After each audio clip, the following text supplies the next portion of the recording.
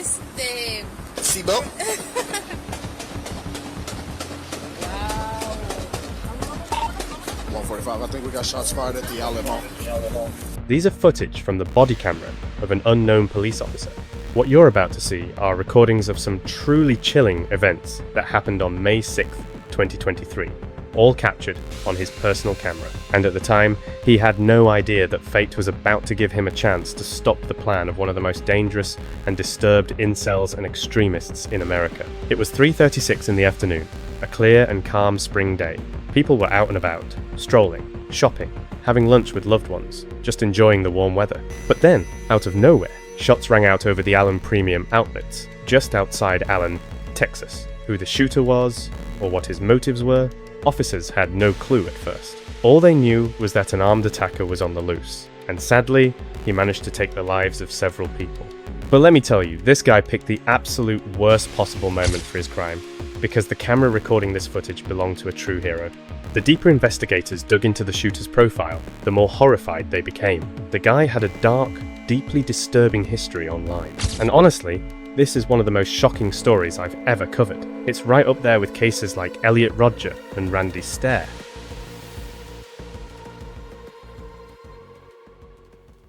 Hey guys, welcome back to the Detective Mike channel. Today, we've got a story packed with deception, betrayal, international fugitives, and cold-blooded murder. And before we dive in, do me a favor, subscribe to the channel, hit that like button, and share this video with a friend. Seriously, if you don't, bad luck will apparently follow you for 10 days. Write in the comments if you believe in that, okay? Alright, let's get started. Our story begins in the northeast part of Dallas, Texas. With a population of about 1.3 million people, Dallas is one of the fastest growing cities in North America. It's a major commercial and cultural hub, known for defense, financial services, telecommunications, IT, and transportation. And, kinda symbolically, that ties right into our story, because the main character worked as a security guard for several companies connected to those industries. So, let's get right into it. Lucio Martinez Garcia was born to his mother, Carmen Catalan, on October 24th, 1989. He was born and raised in the United States. Along with his brother, he grew up in Texas and went to Bryan Adams High School in Dallas. Right from the start, it's worth noting Mauricio was a quiet, kinda low-key kid growing up. He had a few friends, but nothing about him really stood out, and honestly, he didn't cause any trouble. Reliable sources who knew him back then described Mauricio as a pretty silent, calm guy, someone who barely said anything in class. Yeah, he was a bit socially awkward, but he still had friends, and around them, he could open up easily. Back then, he seemed like a chill, non-confrontational teen. Unfortunately, things changed over the years. By the time he reached adulthood, he turned into a ruthless and radical person. As he got older, people started remembering him for all the wrong reasons. The older he got, the more isolated he felt, especially after failing what was basically his one big dream, joining the military.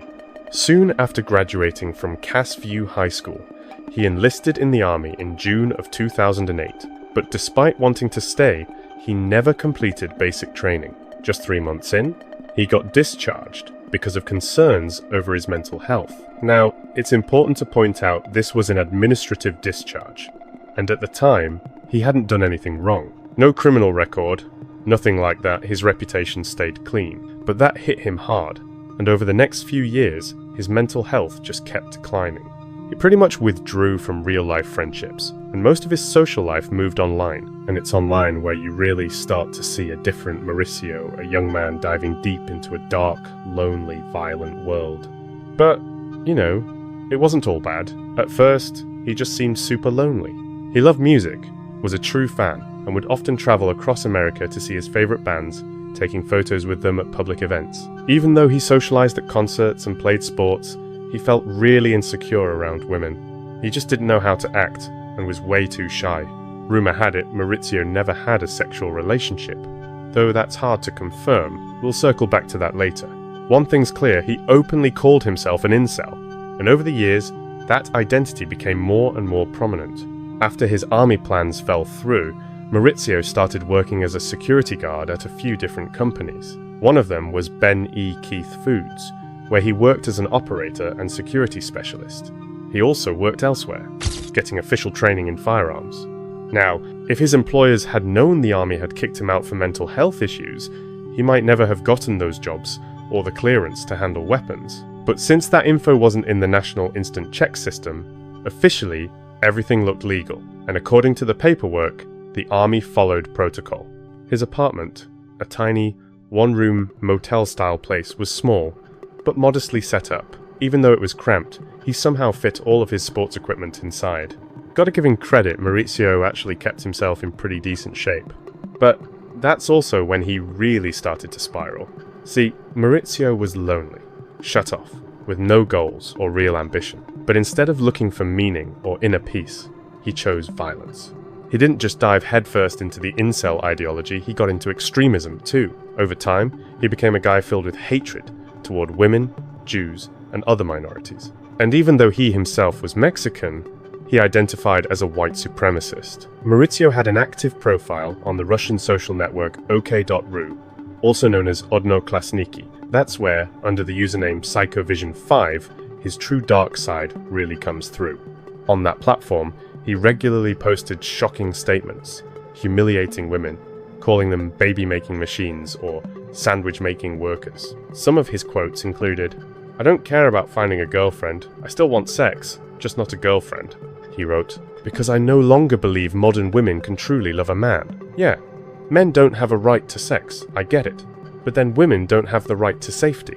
If men can't be the creators of society, they'll become its destroyers. And now society itself has to decide who will be. They're overly protective, narrow-minded, controlling, tyrannical Puritans, and they drive me insane every single time. Selfish manipulators who irritate me just because they know it'll push me over the edge." Now honestly, his posts included even more extreme and violent stuff. But for this video, I'm sticking to the more acceptable examples so we don't get off track. It's also worth noting he had other accounts too, on Facebook, Instagram, even here on YouTube. But because of his violent rhetoric, most of those pages were either suspended or permanently banned. A lot of people think this is exactly why he created a profile on the Russian social network OK.ru. It's barely moderated, and, well, it's in a different language. So, none of his friends would have ever thought to look for him there. It gave him a sense of anonymity. He used his page like a diary, posting photos, videos of his everyday life, and commenting on his thoughts, including his extremist ideas. His posts, going back as far as 2014, detailed daily events from trips to restaurants and metal concerts, to visits to strip clubs, working in warehouses, and security jobs. Hundreds of his diary entries went into painstaking detail about encounters with women from fast food workers to nurses in hospitals. No matter who the woman was, he kept stressing how he tried to flirt with her. But looking at everything, it's clear he never actually had any real relationships. Every single post is drenched in anger. You could call it pure, violent nihilism. His diary is basically one long, raging vent at the world and at women. He was obsessed with women. For example, in early 2017, he went to the same drive-thru almost every day just to talk to one worker at the window. And even from his own posts, you can see that he was stalking her. But in his mind, he was totally convinced she was in love with him. Some of his entries are just terrifying to read. And yeah, you could maybe feel a tiny bit of sympathy for a lonely guy, but at the same time, he was an incredibly strange and disturbing character. In one post, he described almost falling down a flight of stairs, and a woman nearby grabbed his hand to save him. After that, he declared he had fallen in love with her, and when he got home, he admitted in his diary he masturbated thinking about that moment. In another post, he wrote about his love for Crystal, a woman who had literally just called him to sell life insurance. He was obsessed with her voice and kindness, but in reality, she was just a normal call center operator. Maurizio dedicated over 30 pages to a miserable accident where he lost a toe, and even in those entries, he couldn't stop writing about the beautiful nurse he met at the hospital that day. The nurses who saved his life were referred to as his loved ones in his diary, and he even admitted he ruined things with one of them by being way too pushy, asking to see her face again. A lot of his posts are simply impossible to quote. Some are so vile, they can't be reproduced, not even in part. He also wrote about his own mental state, mentioning that he'd been discharged from the army under paragraph 5117. If you break that down, this basically means a soldier can be discharged due to a physical or mental condition, not necessarily a disability, that seriously interferes with their ability to perform duties and function in the military environment. This paragraph had nothing to do with his tattoos, by the way, one of which featured the number 106. It became like his personal symbol, almost a signature. From his posts, we know he chose that number because of the price tag, 10-6, on the Mad Hatter's hat in Alice in Wonderland. Speaking of Alice, there's plenty of evidence Maurizio was probably a furry. His many drawings of foxes, wolves, and other animals show that. In his writings, he often mentioned that his alter ego was a rabbit wielding a chainsaw and killing women. He even drew that scene in his diary. Honestly, this guy had so many strange layers, you could talk about him for hours.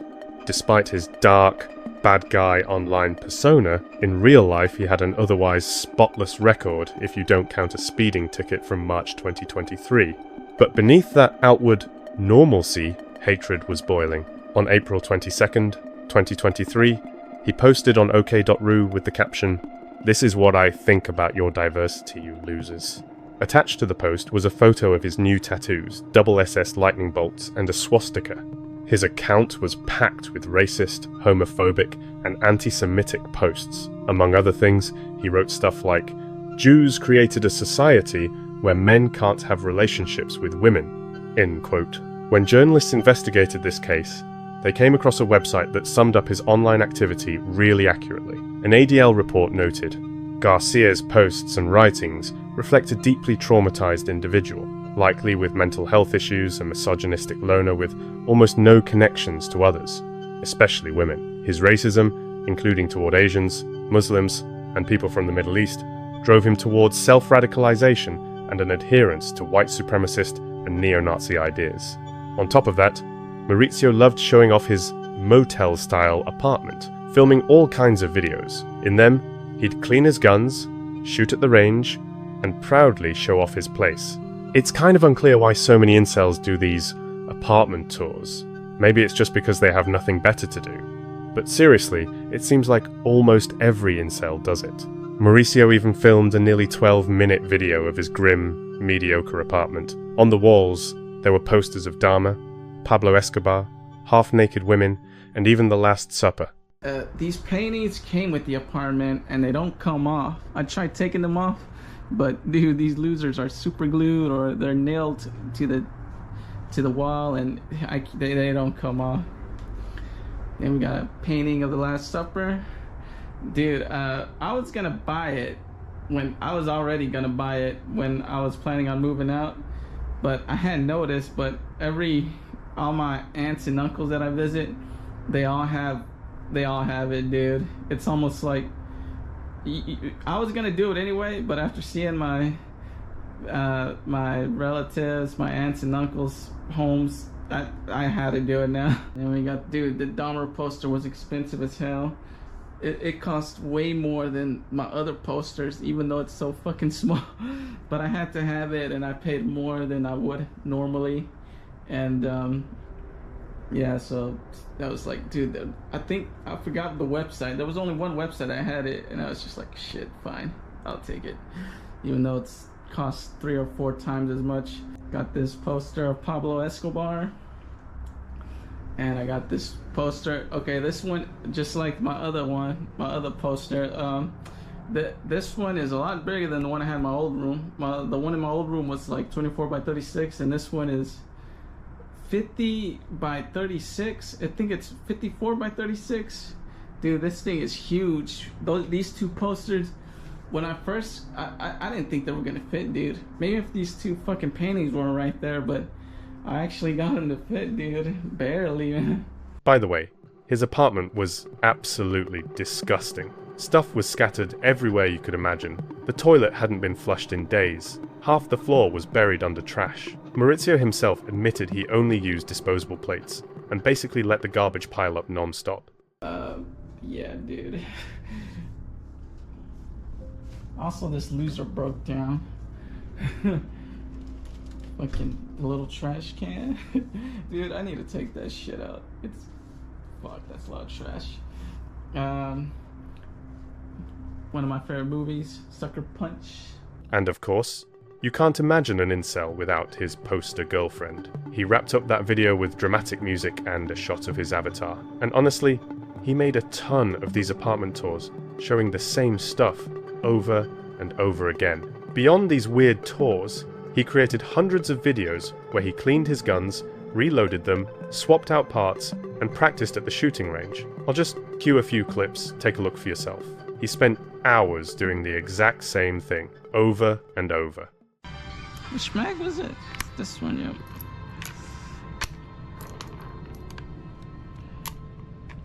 Should have loaded it from the other side to see if the pattern will be the same. Oh fuck, I didn't load that shit right and it popped right up. I like the steel because it's super cheap. Fuck, I just lost my... Damn it, this loser. The fucking cat condo made me lose my shit. Now I gotta... Let me see.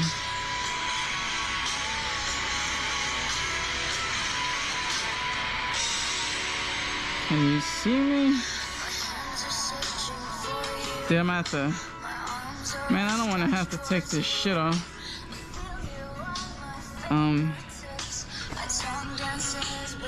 Fuck, is the camera even on? Dude, this thing did not get adjusted.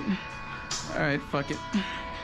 Mauricio seems stuck in this endless loop of violence, hatred, and isolation. Every week, it was the same thing, writing in his diary, messing with his guns, lurking on incel and extremist forums, talking to himself. And no matter how hard he tried to connect with women, it never went anywhere. Honestly, even his voicemail left zero doubt this was your typical incel. Hi, this is Mauricio.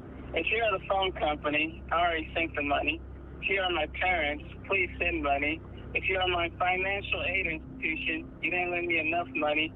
If you are my friends, you owe me money. If you're a female, don't worry, I have plenty of money. Alright, so we're slowly getting to the hardest part of this story. But before we get to that tragic day, May 6th, 2023, let's take a look at Maurizio's decline and the warning signs he left behind. If you go back through his diaries and watch his videos, you don't need to be a psychologist to see it. This guy had a lot of issues. He was lonely, depressed, angry, even aggressive, a literal ticking time bomb. But here's the thing, you might think we only see this in his private diaries and personal videos, right? Actually, nope. Everything I've shown you is publicly available on his ok.ru page, open to the entire world. So why didn't anyone notice? And could he have been stopped? Sadly, he was so shut off and reclusive that nobody really paid attention to his words or posts.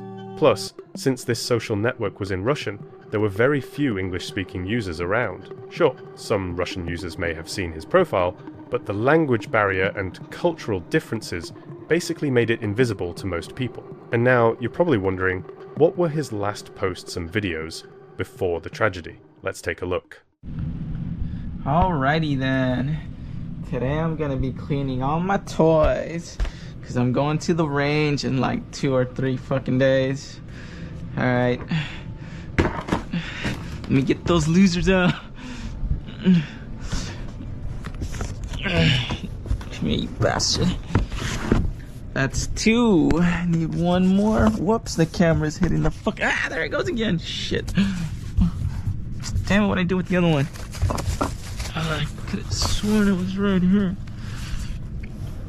At the start of 2023, Maurizio became noticeably more aggressive and radical. Honestly, he just couldn't shut up when it came to discrimination against women and minorities. It's hard to even say who he hated more. His pages were packed with neo-Nazi and racist content, hundreds of posts targeting Jews, women, and Muslims. During this time, he posted tons of photos showing off his tattoos, a swastika, double SS lightning bolts, and the Juvolt symbol, a phrase dating back to the Crusades that neo-Nazis often use. Mauricio openly talked about his fantasies of race wars and society collapsing. On top of that, he was also an anarchist. Honestly, over time, he got to the point where he glorified mass killers like the one who carried out the Nashville school shooting in 2023.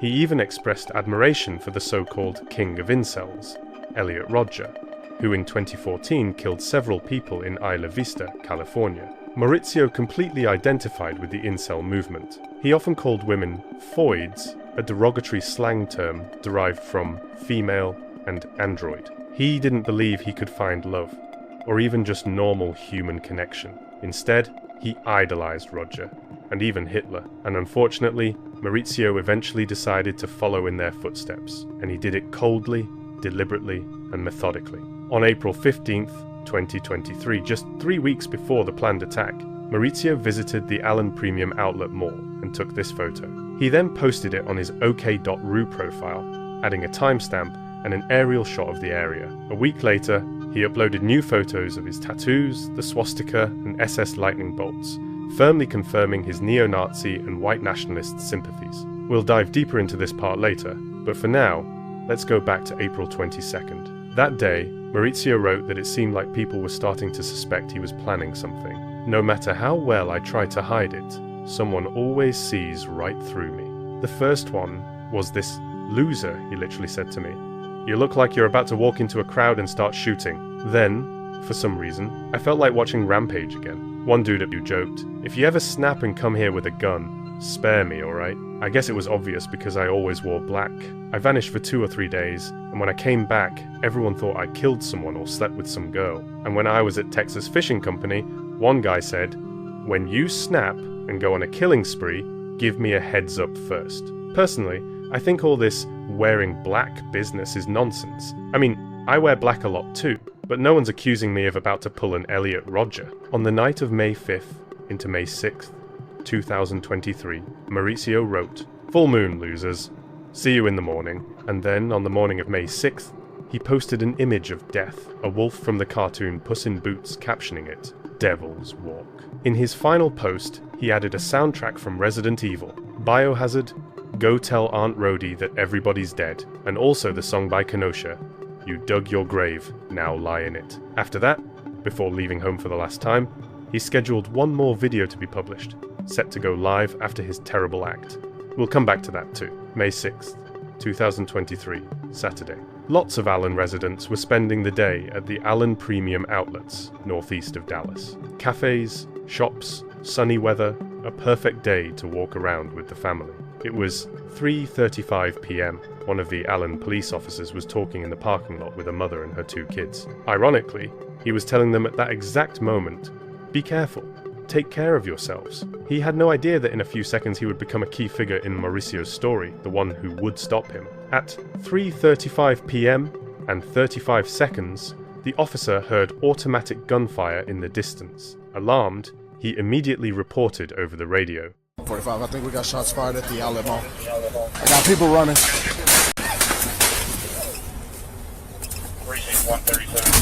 As the officer made his way toward the mall, here's a quick map so you can get a sense of the situation. He was heading toward the H&M building, where the first shots had come from. But the shooter was moving in the opposite direction, away from the officer. The shooter's movements meant the officer had to cover the distance twice as fast. By 3:37 p.m., the officer was approaching the H&M entrance. The gunfire was getting much louder and closer. At this point, he briefly spoke with 2 witnesses nearby, and then walked past injured shoppers. What? Yes!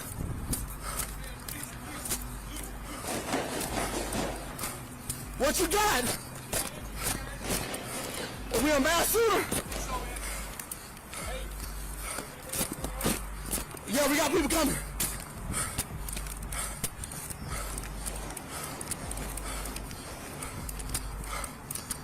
145, I believe we got a mass shooter. I got a magazine on the ground. This is where Maurizio left his car. One of the witnesses captured a portrait-style video of him getting out at 3:38:15 p.m.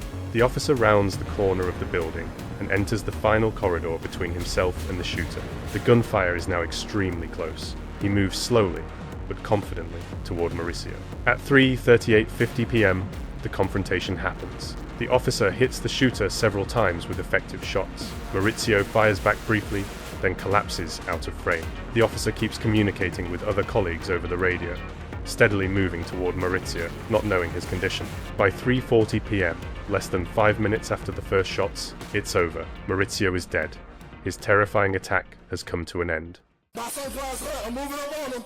Who's this behind me? Watch your fire. Watch your fire! I got him down!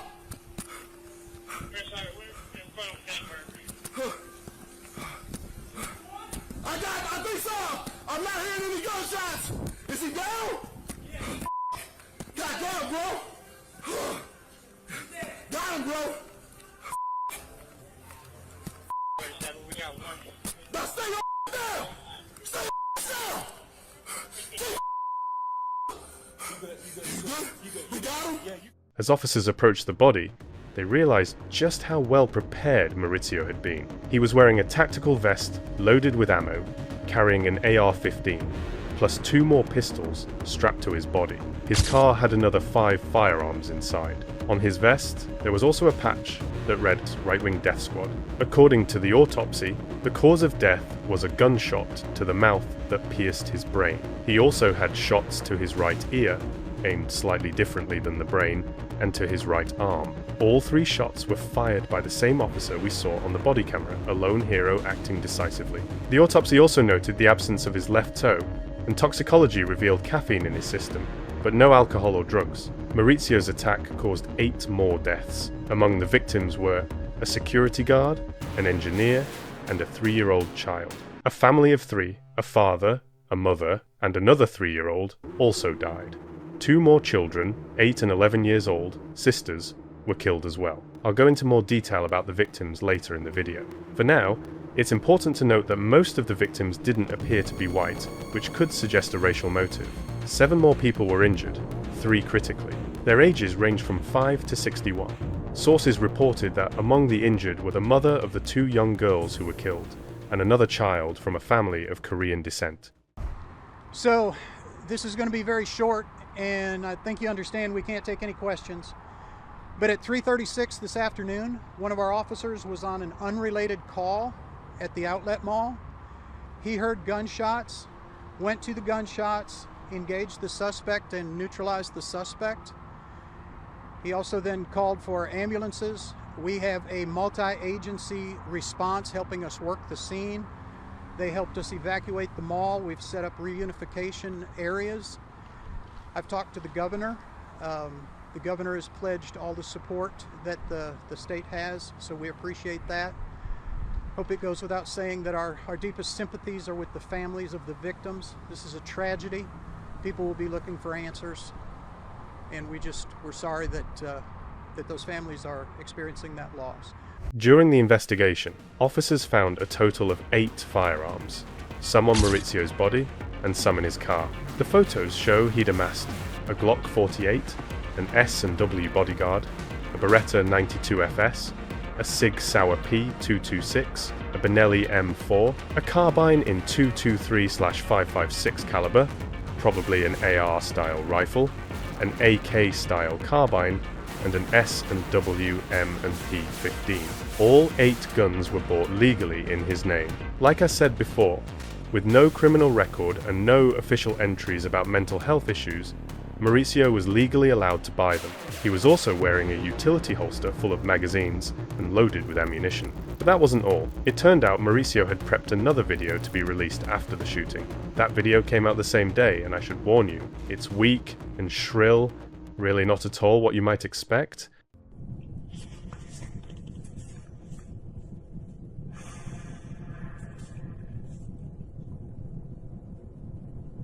Not quite what you're expecting, huh? Well, that's the video. See ya. Some people saw a hint in his words. Here's a video for you. See you. But with that terrible filter, it's hard to tell what he really meant, and if he meant anything at all, which video he was referring to.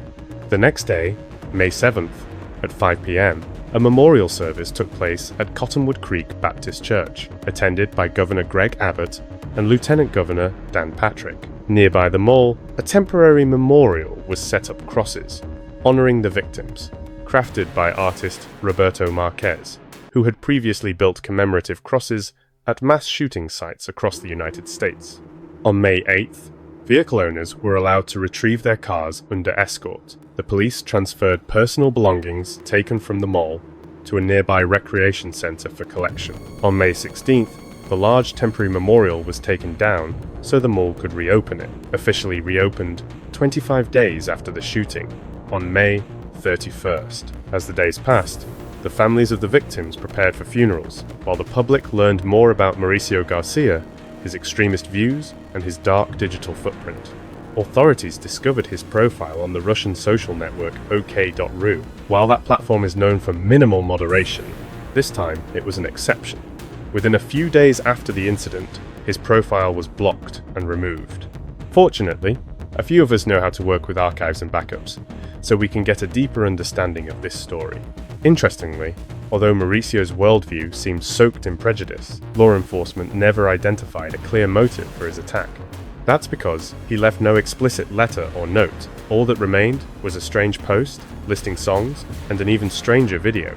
Curiously, despite identifying himself as a white supremacist, far-right groups didn't claim him as one of their own or honor him as a martyr. Instead, they distanced themselves, spreading claims that downplayed his ties to white supremacists, instead suggesting connections to Mexican cartels or South American gangs. This is odd, because Mauricio was a full-fledged American and had never lived in Mexico. This attitude from the far right sharply contrasts with how other lone wolves from right-wing circles are treated. For example, Andras Breivik was openly glorified by segments of the far right and received far more support from extremists during his attacks. Not only did far-right groups reject Mauricio as one of their own and refuse to hail him as a martyr, they also exploited his mass shooting to spread racist propaganda against the Mexican community. As a result, online debates quickly flared up, mostly about border policies, and some even blamed lenient immigration policies for his actions. And all this happened despite his clear alignment with far-right ideology and the fact that he had lived in the US his entire life.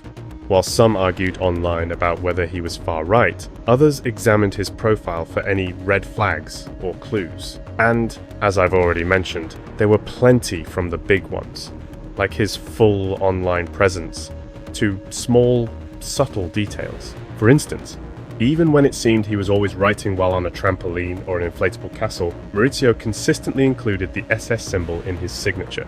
Many people who knew Mauricio in real life always sensed that something was off. He often mentioned it in his diary.